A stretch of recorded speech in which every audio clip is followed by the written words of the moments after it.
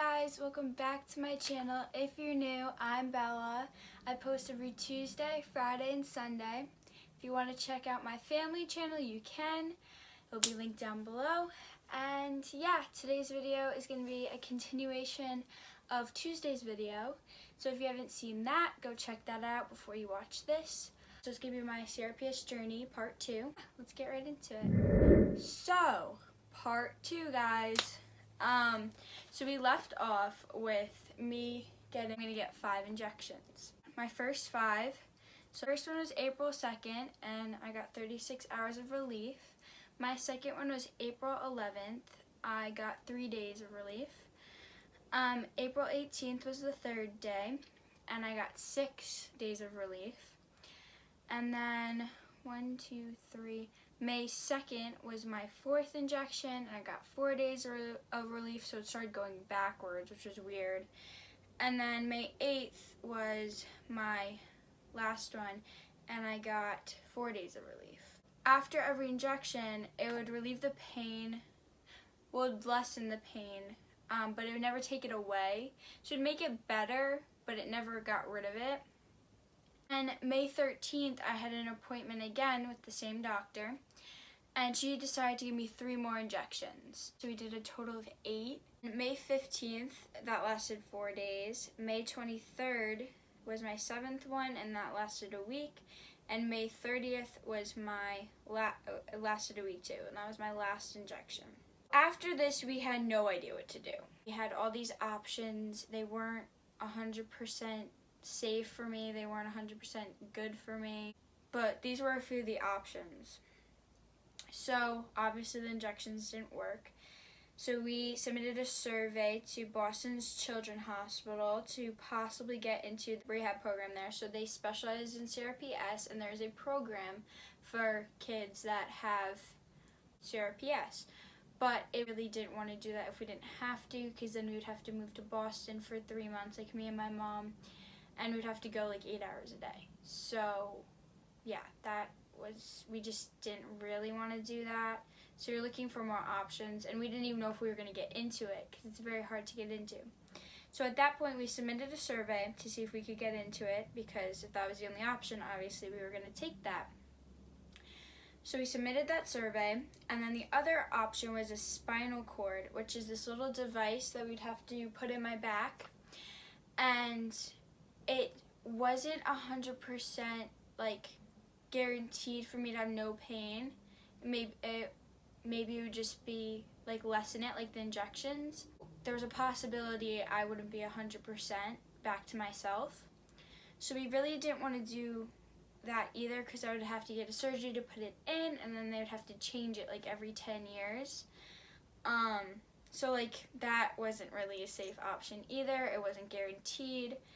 And then the last option was Australia, which was infusion therapy, where they would put me in a coma, and they would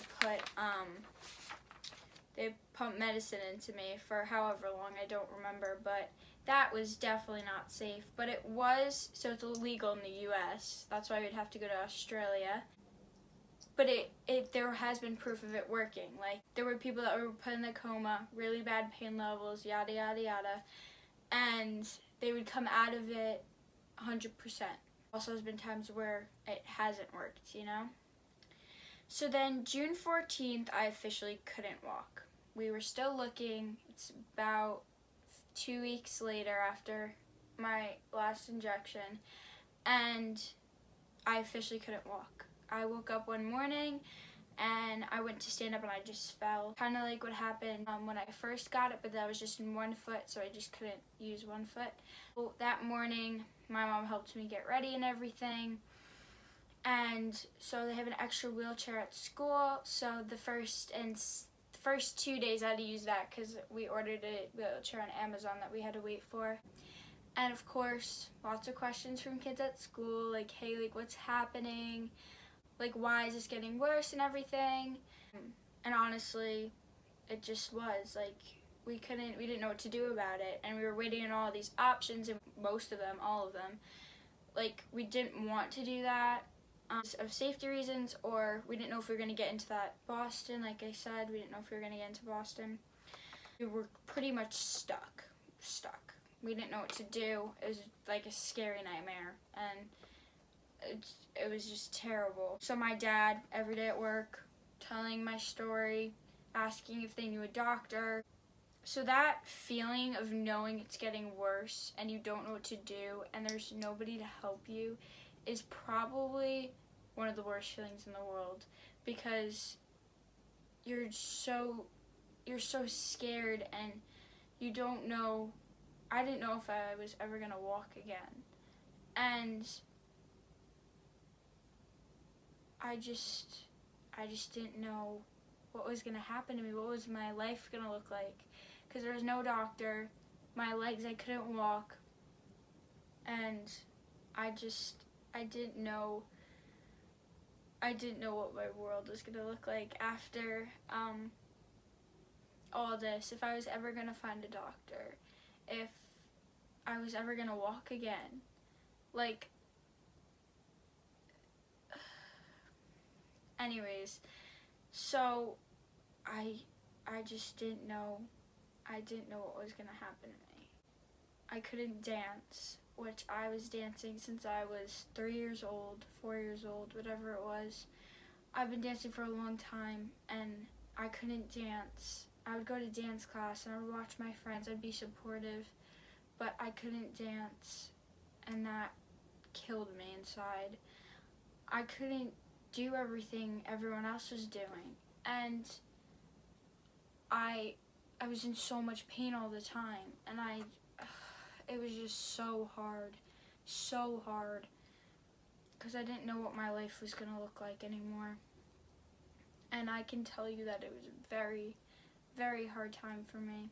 I'm going to end it there with me not being able to find a doctor and me pretty much not walking.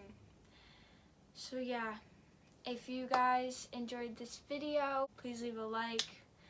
I would really, like I said in the first one, I would like you to please give this video love, because I really want to share my story and help others and how I got through this time.